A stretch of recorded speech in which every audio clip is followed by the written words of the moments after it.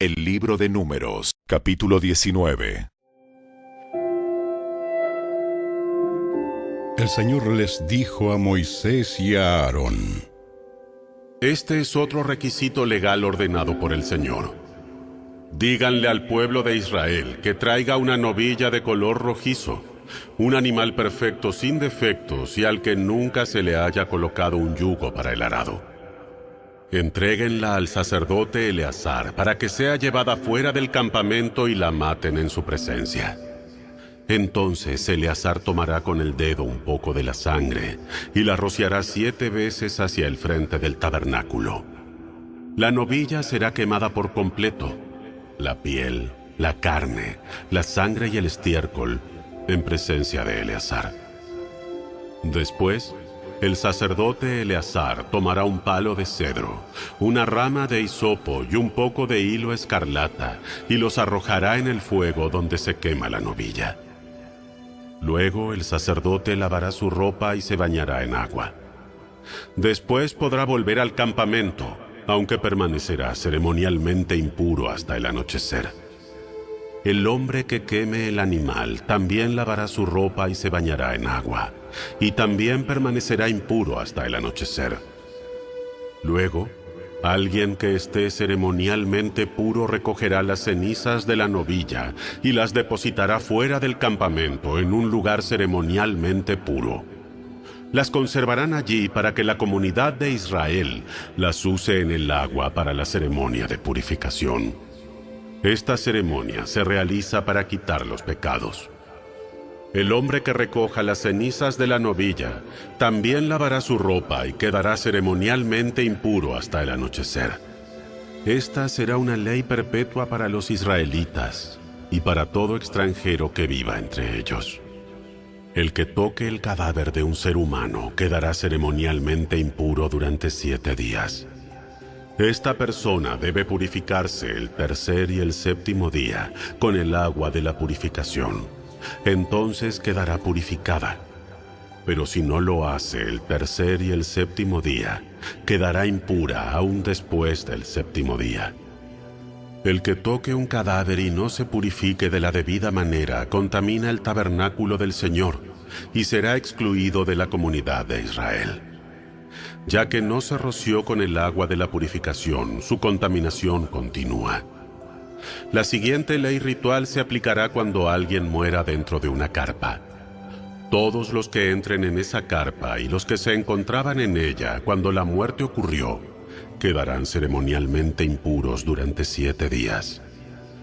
Todo recipiente abierto en la carpa que no estaba cerrado con tapa también estará contaminado. Y si alguien en el campo abierto toca el cadáver de alguien que mataron a espada o que murió de muerte natural, o si alguien toca un hueso de ser humano o una tumba, esa persona quedará contaminada durante 7 días. Para quitar la contaminación, pongan en un frasco parte de las cenizas de la ofrenda quemada de la purificación y echen agua fresca sobre ellas. Después, alguien ceremonialmente puro tomará una rama de hisopo y la mojará en el agua. Esa persona debe rociar el agua sobre la carpa, sobre todos los muebles de la carpa y sobre las personas que estaban en ella. También sobre la persona que tocó un hueso humano o tocó a una persona que mataron o que murió de muerte natural o tocó una tumba.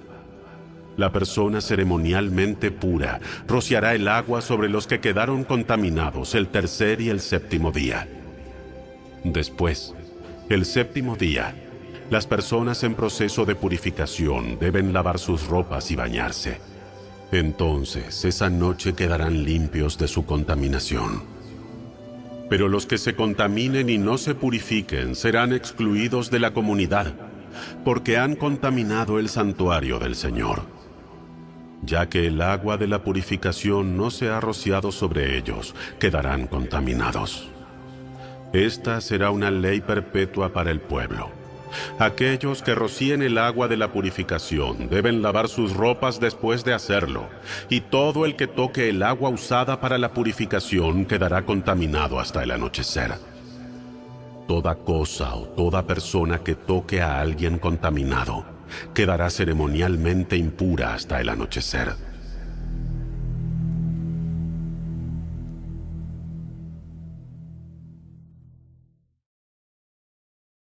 Capítulo 20. El primer mes del año, toda la comunidad de Israel llegó al desierto de Sin y acampó en Cades. Mientras estaban allí, Miriam murió y la enterraron. Ya que en ese lugar no había agua para que el pueblo bebiera, la gente se rebeló contra Moisés y a Aarón. El pueblo culpó a Moisés y dijo: Si tan solo hubiéramos muerto con nuestros hermanos delante del Señor. ¿Por qué trajiste a la congregación del pueblo del Señor a este desierto para morir? Junto con todos nuestros animales. ¿Por qué nos obligaste a salir de Egipto y nos trajiste a este terrible lugar? ¡Terrible lugar! Esta tierra no tiene grano, ni higos, ni uvas, ni granadas, ni agua para beber. Entonces Moisés y Aarón se apartaron del pueblo y fueron a la entrada del tabernáculo, donde cayeron rostro en tierra. Allí la presencia gloriosa del Señor se les apareció, y el Señor le dijo a Moisés: Tú y Aarón tomen la vara y reúnan a toda la comunidad. En presencia de todo el pueblo, háblale a la roca y de ella brotará agua. De la roca proveerás suficiente agua para satisfacer a toda la comunidad y a sus animales. Así que Moisés hizo lo que se le dijo. Tomó la vara del lugar donde se guardaba en la presencia del Señor. Luego él y Aarón mandaron a llamar al pueblo a reunirse frente a la roca. ¡Escuchen! ¡Ustedes, rebeldes! ¿Acaso debemos sacarles agua de esta roca? Enseguida, Moisés levantó su mano y golpeó la roca 2 veces con la vara, y el agua brotó a chorros. Así que toda la comunidad y sus animales bebieron hasta saciarse. Sin embargo, el Señor les dijo a Moisés y a Aarón: Puesto que no confiaron lo suficiente en mí para demostrar mi santidad a los israelitas, ustedes no los llevarán a la tierra que les doy. Por eso, este lugar se conoce como las aguas de Meriba, que significa discusión, porque allí el pueblo de Israel discutió con el Señor, y Él demostró su santidad entre ellos. Mientras Moisés estaba en Cades, envió embajadores al rey de Edom con el siguiente mensaje: Esto es lo que dicen tus parientes, los israelitas. Tú sabes todas las dificultades por las que hemos pasado. Nuestros antepasados bajaron a Egipto y allí vivimos un largo tiempo. Los egipcios nos maltrataron brutalmente, tanto a nosotros como a nuestros antepasados. Pero cuando clamamos al Señor, Él nos oyó y envió a un ángel que nos sacó de Egipto. Ahora estamos acampando en Cades, la ciudad en la frontera de tu territorio. Por favor, permítenos atravesar tu territorio. Tendremos cuidado de no pasar por tus campos y viñedos, ni siquiera beberemos el agua de tus pozos. Seguiremos derecho por el camino real, sin desviarnos hasta que hayamos atravesado tu territorio. Sin embargo, el rey de Edom dijo: Quédense fuera de mi territorio, o saldré a su encuentro con mi ejército. Entonces los israelitas le contestaron: Nos mantendremos en el camino principal. Si nuestros animales beben de tu agua, te la pagaremos. Solo permítenos atravesar tu territorio. Es todo lo que pedimos. Aún así, el rey de Edom respondió: ¡Quédense fuera! Ustedes no pueden pasar por nuestra tierra. Dicho esto, movilizó su ejército y salió contra ellos con una fuerza imponente. Y como Edom no le permitió a los israelitas atravesar su país, se vieron obligados a regresar. Toda la comunidad israelita partió de Cades y llegó al monte Hor. Allí, en la frontera de la tierra de Edom, el Señor les dijo a Moisés y a Aarón: Ha llegado el momento en que Aarón se reúna con sus antepasados al morir. Él no entrará a la tierra que le daré al pueblo de Israel, porque ustedes dos se rebelaron contra mis instrucciones con respecto al agua en Meriba. Lleva a Aarón y a su hijo Eleazar y suban al monte Hor. Ahí le quitarás las vestiduras sacerdotales a Aarón y se las pondrás a su hijo Eleazar. Aarón morirá allí y se reunirá con sus antepasados. Así que Moisés hizo lo que el Señor le ordenó. Los tres subieron juntos al monte Hor, mientras toda la comunidad observaba. En la cumbre, Moisés le quitó las vestiduras sacerdotales a Aarón y se las puso a Eleazar, hijo de Aarón. Entonces Aarón murió en la cima de la montaña, y Moisés y Eleazar descendieron. Cuando el pueblo se dio cuenta de que Aarón había muerto, todo Israel lo lloró por 30 días.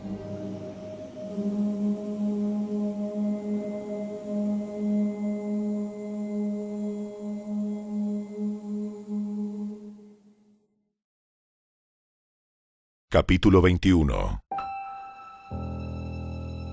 El rey cananeo de Arad, que vivía en el Negev, oyó que los israelitas se acercaban por el camino que atraviesa a Tarim.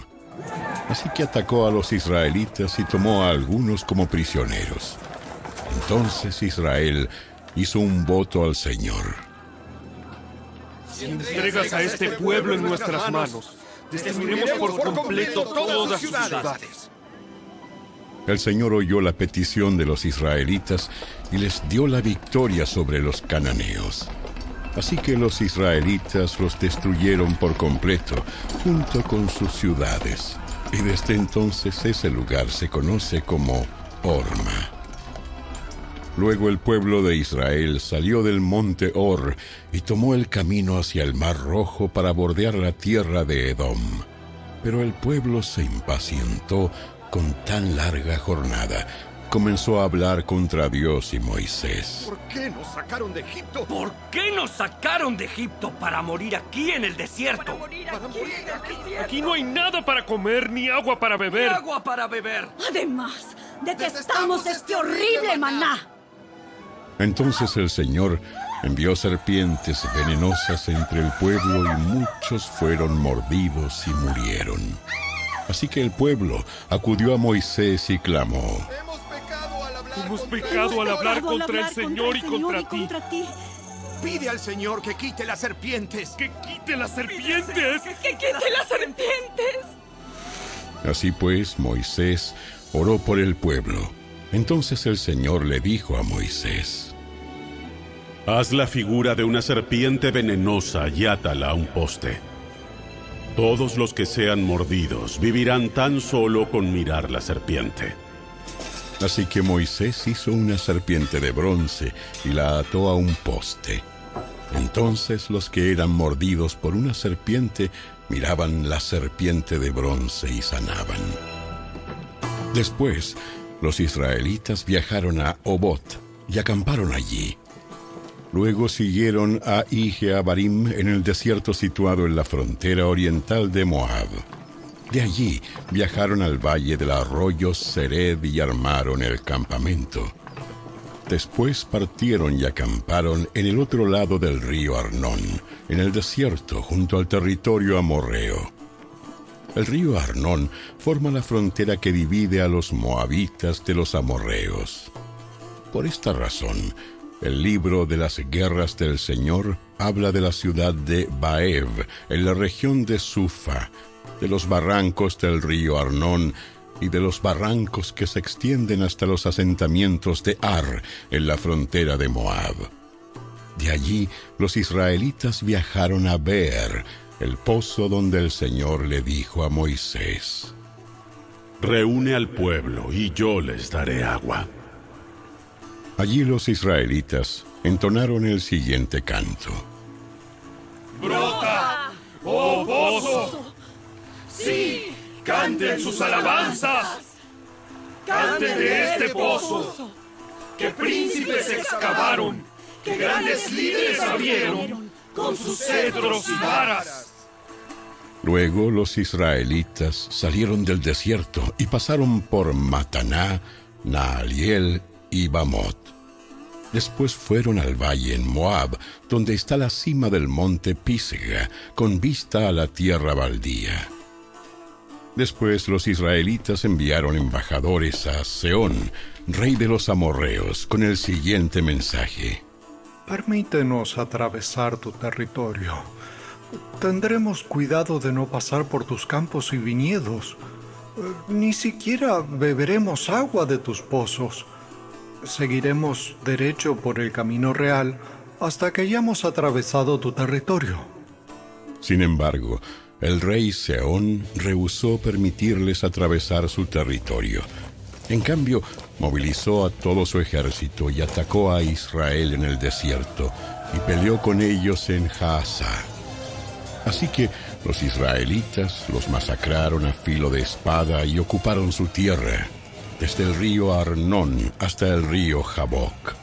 Avanzaron solo hasta los límites de los amonitas, porque su frontera estaba fortificada.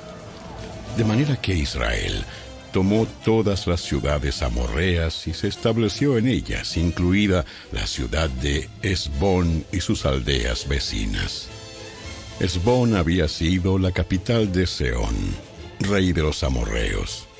Él había derrotado al rey moabita anterior y se había apoderado de toda su tierra hasta el río Arnón. Por eso los poetas antiguos escribieron lo siguiente sobre él: Vengan a Hesbón y que sea reconstruida, que la ciudad de Sehón sea restaurada. Un fuego ardiente salió de Hesbón, un incendio de la ciudad de Sehón. Quemó la ciudad de Ar en Moab, destruyó a los gobernantes de las alturas de Arnón. ¿Qué aflicción te espera, oh pueblo de Moab? Están acabados, oh adoradores de Quemos. Quemos dejó a sus hijos como refugiados, a sus hijas como cautivas de Sehón, el rey amorreo. Los hemos destruido por completo, desde Hesbón hasta Dibón. Los hemos exterminado por completo, hasta lugares tan lejanos como Nofa y Medeba. Así pues, el pueblo de Israel ocupó el territorio de los amorreos. Después que Moisés envió hombres a explorar la región de Jazer, tomaron todas las ciudades de la región y expulsaron a los amorreos que vivían allí. Luego volvieron y se marcharon por el camino que se dirige a Basán. Pero Og, rey de Basán, los atacó con todo su pueblo en Edrei. El Señor le dijo a Moisés: No le tengas miedo, porque yo te lo he entregado junto con toda su gente y su tierra. Haz con él lo mismo que hiciste con Sehón, rey de los amorreos, que gobernó en Hesbón. Así que Israel mató al rey Og, a sus hijos y a todos sus súbditos. No quedó nadie con vida. Entonces Israel ocupó su territorio.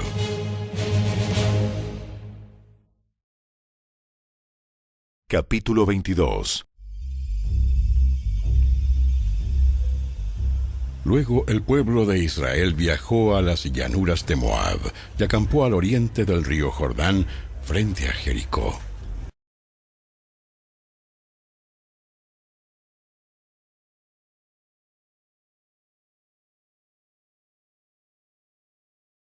El libro de Jueces, capítulo 11. Jefté era un gran guerrero de la región de Galaad. Era hijo de Galaad, pero su madre era una prostituta. La esposa de Galaad tuvo varios hijos, y cuando esos medios hermanos de Jefté crecieron, lo echaron del territorio. Tú no recibirás ninguna parte de la herencia de nuestro padre, porque eres hijo de una prostituta. Así que Jefté huyó de sus hermanos y vivió en la tierra de Tob. En poco tiempo tuvo una banda de rebeldes despreciables que lo seguían. Por ese entonces, los amonitas comenzaron a hacer guerra contra Israel. Así que cuando los amonitas atacaron, los ancianos de Galaad mandaron a buscar a Jefté a la tierra de Tob y le dijeron: Ven y sé nuestro comandante. Ayúdanos a pelear contra los amonitas. Pero Jefté les respondió: ¿Acaso no son ustedes los mismos que me odiaban y me echaron de la casa de mi padre? ¿Por qué vienen a buscarme ahora que están en apuros? Porque te necesitamos. Si marchas al frente de nosotros a la batalla contra los amonitas, te proclamaremos gobernante de todo el pueblo de Galaad. A ver si entiendo bien. Si voy con ustedes y el Señor me da la victoria sobre los amonitas, ¿de veras me harán gobernante de todo el pueblo? ¡El Señor es nuestro testigo! Prometemos hacer todo lo que tú digas. Entonces Jefté fue con los ancianos de Galaad, y el pueblo lo proclamó gobernante y comandante del ejército. En Mizpa, en presencia del Señor, Jefté repitió lo que les había dicho a los ancianos. Luego Jefté envió mensajeros al rey Amón para preguntarle: ¿por qué has salido a pelear contra mi tierra? El rey de Amón contestó a los mensajeros de Jefté: cuando los israelitas salieron de Egipto, me robaron la tierra desde el río Arnón hasta el río Jaboc, y desde allí hasta el Jordán. Así que ahora, devuélvanme mi tierra pacíficamente. En respuesta, Jefté le envió al rey amonita el siguiente mensaje: Israel no robó ninguna tierra, ni a Moab ni a Amón. Cuando los israelitas llegaron a Cades, en su viaje desde Egipto, después de cruzar el Mar Rojo, enviaron mensajeros al rey de Edom para pedirle que les permitiera pasar por su tierra. Pero su petición fue denegada. Entonces le pidieron lo mismo al rey de Moab, pero él tampoco los dejó pasar por su tierra. Por eso el pueblo de Israel se quedó en Cades. Finalmente, se fueron rodeando por el desierto los territorios de Edom y Moab. Viajaron a lo largo de la frontera oriental de Moab y acamparon al otro lado del río Arnón. Pero ni una sola vez cruzaron el río Arnón para entrar en Moab, porque el Arnón era la frontera de Moab. Después, Israel envió mensajeros al rey Sehón de los amorreos, quien reinaba desde Hesbón, a fin de pedirle permiso para atravesar su territorio y llegar a su destino. Pero el rey Sehón no confiaba lo suficiente en Israel para dejarlo pasar por su tierra. En cambio, movilizó a su ejército en Jaasa y atacó a los israelitas. Pero el Señor, Dios de Israel, le dio a su pueblo la victoria sobre el rey Sehón. Entonces Israel se apoderó de la tierra de los amorreos, quienes vivían en aquella región, desde el río Arnón hasta el río Jaboc, y desde el desierto oriental hasta el Jordán. Así que, como ves, fue el Señor, Dios de Israel, quien les quitó la tierra a los amorreos y se la dio a Israel. Entonces, ¿por qué tendríamos que devolvértela a ti? Tú quédate con todo lo que te dé tu Dios Quemos, y nosotros nos quedaremos con todo lo que nos dé el Señor nuestro Dios. ¿Acaso eres tú mejor que Balac, hijo de Zippor, rey de Moab? ¿Intentó él presentar argumentos contra Israel por territorios en conflicto? ¿Entró en guerra con los israelitas? Hace 300 años que Israel vive aquí, tanto en Hesbón como en los asentamientos de alrededor, hasta Aroer y sus asentamientos, y en todas las ciudades a lo largo del río Arnón. ¿por qué no has hecho ningún esfuerzo hasta ahora para recuperar la tierra? Por lo tanto, yo no pequé contra ti. Más bien, tú me hiciste daño al atacarme.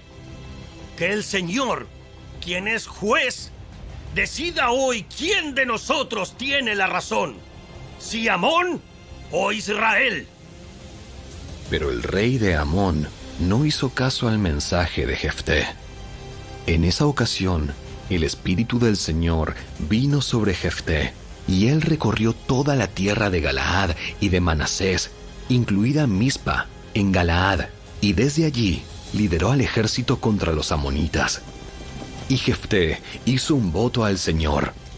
Si me das la victoria sobre los amonitas, yo entregaré al Señor al primero que salga de mi casa para recibirme cuando regrese triunfante.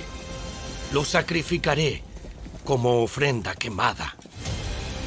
Así que Jefté dirigió al ejército contra los amonitas, y el Señor le dio la victoria. Aplastó a los amonitas, devastó unas 20 ciudades, desde Aroer hasta una zona cerca de Minit, y desde allí hasta Abel-Keramim. De esa forma, Israel derrotó a los amonitas. Cuando Jefté volvió a su casa en Mizpa, su hija salió a recibirlo tocando una pandereta y danzando de alegría. Ella era su hija única, ya que él no tenía más hijos ni hijas. Cuando la vio, se rasgó la ropa en señal de angustia. ¡Hija mía! Me has destruido por completo. Me has traído una gran calamidad. Pues hice un voto al Señor y no puedo dejar de cumplirlo. Y ella le dijo: Padre, si hiciste un voto al Señor, debes hacer conmigo lo que prometiste. Porque el Señor te ha dado una gran victoria sobre tus enemigos, los amonitas. Pero antes, permíteme hacer una sola cosa. Déjame subir a deambular por las colinas y a llorar con mis amigas durante 2 meses, porque moriré virgen.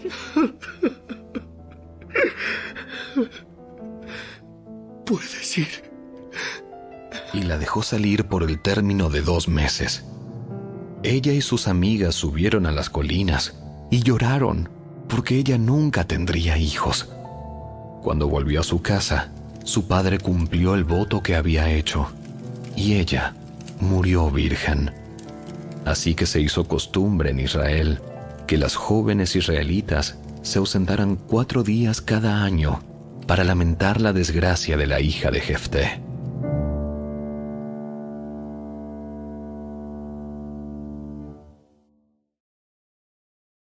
Capítulo 12. Luego los hombres de Efraín movilizaron a un ejército y cruzaron el río Jordán hasta Safón. Entonces enviaron el siguiente mensaje a Jefté: ¿Por qué no nos llamaste para que te ayudáramos a luchar contra los amonitas? ¡Quemaremos tu casa contigo adentro!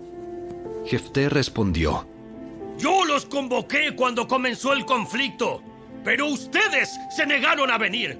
No quisieron ayudarnos a luchar contra Amón. De modo que al ver que no vendrían, arriesgué mi vida y salí a combatir sin ustedes. Y el Señor me dio la victoria sobre los amonitas. Así que, ¿por qué vienen ahora a pelear conmigo? Ustedes, los de Galaad, no son más que fugitivos de Efraín y de Manasés. Entonces Jefté reunió a todos los hombres de Galaad, atacó a los hombres de Efraín y los derrotó. Jefté tomó control de los vados del río Jordán, y cada vez que un fugitivo de Efraín trataba de cruzar para volver a su tierra, los hombres de Galaad lo desafiaban preguntándole: ¿Eres miembro de la tribu de Efraín? Si decía el hombre: No, no lo soy, ellos le pedían que pronunciara la palabra Shibolet, Si era de Efraín, diría Sibolet, porque a la gente de Efraín le cuesta pronunciar bien esa palabra. Entonces se lo llevaban y lo mataban en los vados del Jordán. En total, mataron a 42,000 de la tribu de Efraín en esos días. Jefté fue juez de Israel durante 6 años. Cuando murió, lo enterraron en una de las ciudades de Galaad. Después de la muerte de Jefté, Ibsán de Belén fue juez de Israel. Tuvo 30 hijos y 30 hijas. Envió a sus hijas a casarse con hombres que no pertenecían a su clan y trajo 30 mujeres jóvenes que tampoco eran de su clan para que se casaran con sus hijos. Ibsán fue juez de Israel durante 7 años. Cuando murió, lo enterraron en Belén. Después de la muerte de Ibsán, Elón, de la tribu de Zabulón, fue juez de Israel durante 10 años. Cuando murió, lo enterraron en Ajalón, en la tierra de Zabulón. Después de la muerte de Elón, fue juez de Israel Abdón, hijo de Hilel, de Piratón. Tuvo 40 hijos varones y 30 nietos varones, quienes cabalgaban sobre 70 burros. Fue juez en Israel por 8 años. Cuando murió, lo enterraron en Piratón, en Efraín, en la zona montañosa de los amalecitas.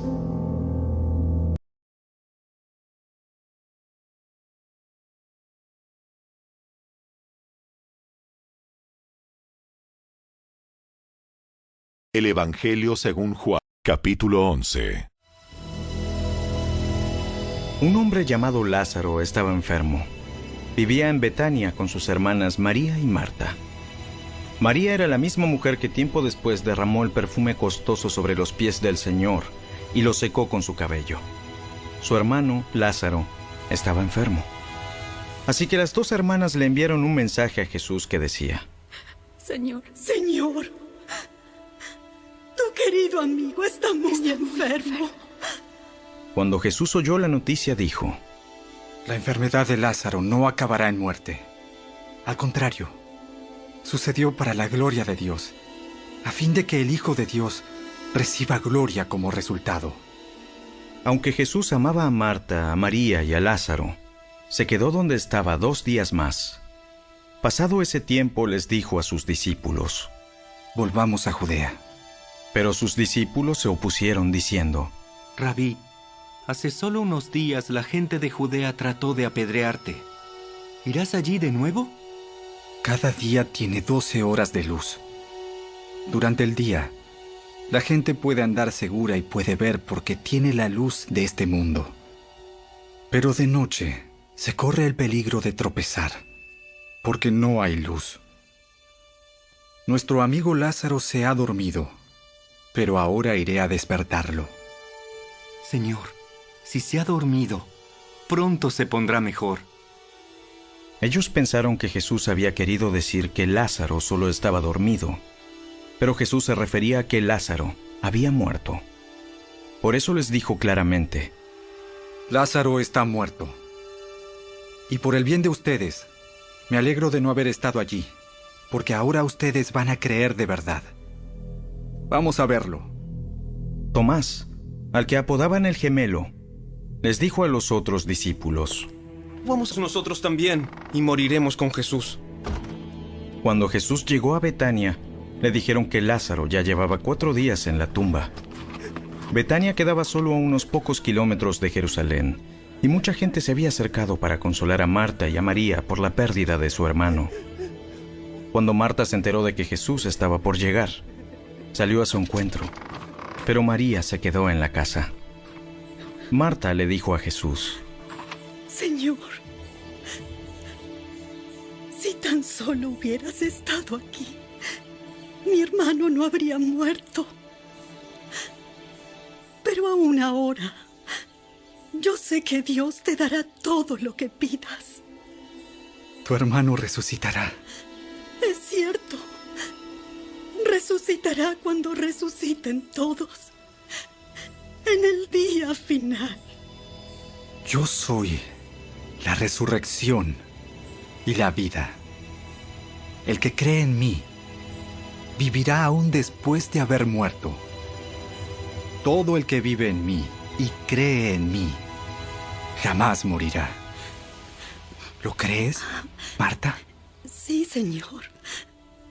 Siempre he creído que tú eres el Mesías, el Hijo de Dios, el que ha venido de Dios al mundo. Luego Marta regresó a donde estaba María y los que se lamentaban. La llamó aparte y le dijo: El maestro está aquí y quiere verte. Entonces María salió enseguida a su encuentro. Jesús todavía estaba fuera de la aldea, en el lugar donde se había encontrado con Marta. Cuando la gente que estaba en la casa consolando a María la vio salir con tanta prisa, creyeron que iba a la tumba de Lázaro a llorar, así que la siguieron. Cuando María llegó y vio a Jesús, cayó a sus pies y dijo: Señor, si tan solo hubieras estado aquí, mi hermano no habría muerto. Cuando Jesús la vio llorando y vio a la gente lamentándose con ella, se enojó en su interior y se conmovió profundamente. ¿Dónde lo pusieron? ¡Señor! ¡Ven a verlo! ¡Ven a verlo! ¡Ven a verlo! Entonces Jesús lloró. La gente que estaba cerca dijo: Miren cuánto lo amaba. Pero otros decían: Este hombre sanó a un ciego. ¿Acaso no podía impedir que Lázaro muriera? Jesús todavía estaba enojado cuando llegó a la tumba, una cueva con una piedra que tapaba la entrada. Corran la piedra a un lado. Entonces Marta, la hermana del muerto, protestó: Señor, hace 4 días que murió. Debe haber un olor espantoso. ¿No te dije que si crees, verás la gloria de Dios? Así que corrieron la piedra a un lado. Entonces Jesús miró al cielo y dijo: Padre, gracias por haberme oído. Tú siempre me oyes. Pero lo dije en voz alta por el bien de toda esta gente que está aquí, para que crean que tú me enviaste. Entonces Jesús gritó: Lázaro, sal de ahí. Y el muerto salió de la tumba con las manos y los pies envueltos con vendas de entierro y la cabeza enrollada en un lienzo. Jesús les dijo: Quítenle las vendas y déjenlo ir. Al ver lo sucedido, muchas de las personas que estaban con María creyeron en Jesús. Pero otros fueron a ver a los fariseos para contarles lo que Jesús había hecho. Entonces los principales sacerdotes y los fariseos convocaron al Concilio Supremo. ¿Qué vamos a hacer? Sin duda ese hombre realiza muchas señales milagrosas. Si lo dejamos seguir así, dentro de poco, todos van a creer en él. Entonces, el ejército romano vendrá y destruirá tanto nuestro templo como nuestra nación. Caifás, quien era el sumo sacerdote en aquel tiempo, dijo: No saben de qué están hablando. No se dan cuenta de que es mejor para ustedes que muera un solo hombre por el pueblo y no que la nación entera sea destruida.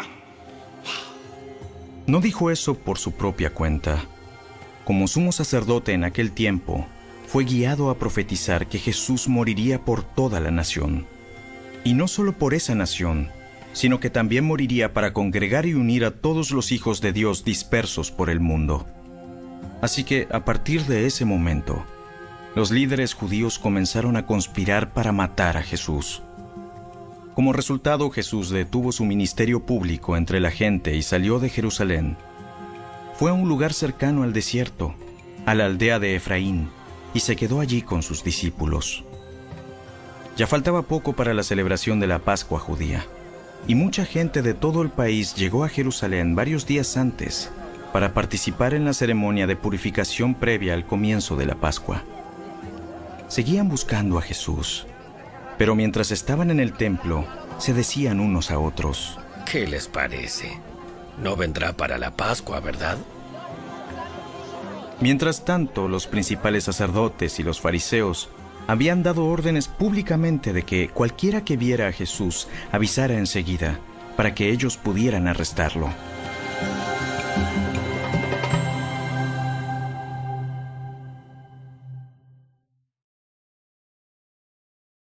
Capítulo 12.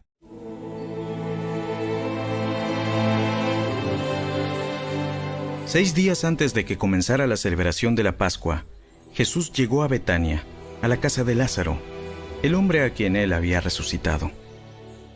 Prepararon una cena en honor de Jesús. Marta servía y Lázaro estaba entre los que comían con él. Entonces María tomó un frasco con casi medio litro de un costoso perfume preparado con esencia de nardo.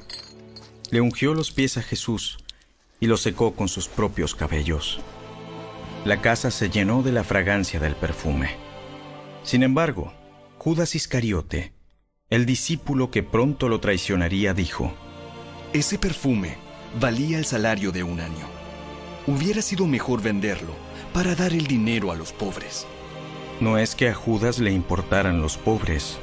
En verdad, era un ladrón, y como estaba a cargo del dinero de los discípulos, a menudo robaba una parte para él. Jesús respondió: Déjala en paz. Esto lo hizo en preparación para mi entierro. Siempre habrá pobres entre ustedes, pero a mí no siempre me tendrán. Cuando toda la gente se enteró de que Jesús había llegado, corrieron en masa para verlo a él y también a Lázaro, el hombre al que Jesús había resucitado de los muertos.